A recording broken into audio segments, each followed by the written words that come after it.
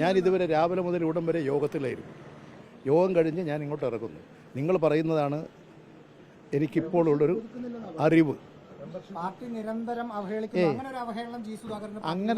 അങ്ങനെ ചിന്തിക്കാൻ സാധ്യതയുള്ള ഒരു സഖാവല്ല ജി സുധാകരൻ. നല്ല പക്വതയും കുറേ അനുഭവങ്ങളും ഒക്കെയുള്ള സഖാവാണ്. ആ നിലയിൽ അദ്ദേഹം അങ്ങനെ ചിന്തിക്കുമെന്ന് എനിക്ക് തോന്നുന്നില്ല. എനിക്കങ്ങനെ തോന്നുന്നില്ല അദ്ദേഹം അങ്ങനെ ചിന്തിക്കും.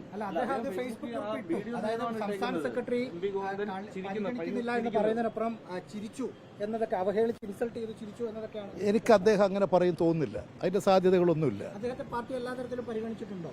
പിന്നെന്താ, അദ്ദേഹം ഞങ്ങളൊക്കെ ഒന്നിച്ച് വിദ്യാർത്ഥി കാലഘട്ടം മുതൽ ഒന്നിച്ച് വന്നവരാണ്. യൂത്തിൽ ഞാൻ സംസ്ഥാന സെക്രട്ടറി ആയപ്പോൾ അദ്ദേഹം എൻ്റെ കമ്മിറ്റിയിലെ വൈസ് പ്രസിഡൻ്റായിരുന്നു. അങ്ങനെയൊക്കെ ഞങ്ങൾ പറഞ്ഞല്ലോ. ഞങ്ങൾക്ക് ഒരുപാട് കാലത്ത് അനുഭവങ്ങളുണ്ട്. ഇങ്ങനെയൊന്നും ചിന്തിക്കുന്ന സഖാവായിരിക്കില്ല അദ്ദേഹം. ഈ നാട്ടിലെ എല്ലാ പ്രശ്നങ്ങളും പരിഹരിച്ച് ഈ നാടിനെ ശക്തിപ്പെടുത്തുന്ന ജനകീയ താല്പര്യങ്ങൾ സംരക്ഷിക്കുന്നൊരു പാർട്ടിയാണ് CPIM. ഏത് പാർട്ടിയിൽപ്പെട്ടവരുടെ പ്രശ്നങ്ങളാകട്ടെ, അവരുടെ കുടുംബപരമായ പ്രശ്നങ്ങൾ, നാടിൻ്റെ പ്രശ്നങ്ങൾ, വികസന പ്രശ്നങ്ങൾ എല്ലാം വന്നെത്തുന്നത് ഒറ്റ പാർട്ടിയുടെ മുമ്പാകെയാണ്. നിങ്ങൾ ജനങ്ങളുടെ ഏതെങ്കിലും ഒരു പ്രശ്നം കോൺഗ്രസ് ഓഫീസിൽ പോയി പറഞ്ഞിട്ടുണ്ടോ ഇന്നുവരെ? ഒരു നാട്ടിലൊരു ഇലക്ട്രിക് ലൈൻ പോകുന്നില്ല, വെളിച്ചമില്ല, വെള്ളമില്ല, യാത്രാ സൗകര്യമില്ല, എവിടെയാണ് ജനങ്ങൾ പോയി പരാതി പറയുക? CPMൻ്റെ ഓഫീസിലാണ്. അവരാണ് നിതാന്ത ജാഗ്രത പാലിച്ചുകൊണ്ട് ജനങ്ങളെ സേവിക്കുന്നത്. അതിൻ്റെ ഭാഗമായിട്ട് പരാതികളൊക്കെ വരും.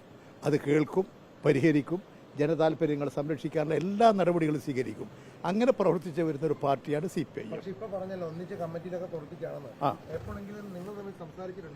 ഞങ്ങൾ ഒന്നിച്ചൊരു മന്ത്രിസഭയിൽ പ്രവർത്തിച്ചവരുണ്ട്.